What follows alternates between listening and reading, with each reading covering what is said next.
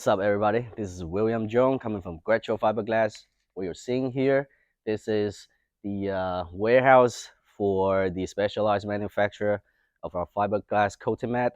You can see that these are the jumbo rolls of our fiberglass material, and also some of these are the base fill for producing the coating mat.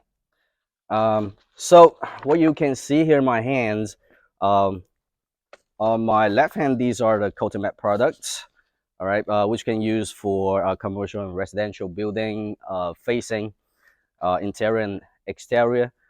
And these here are the thin wheels or base mats for producing these babies.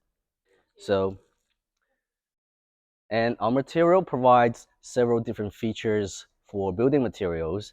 For example, fire resistance, water resistance, and mold and moisture resistance, impact, penetration resistance.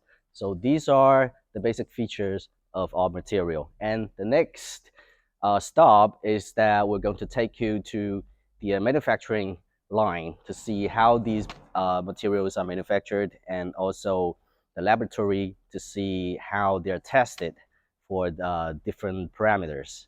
All right, let's go.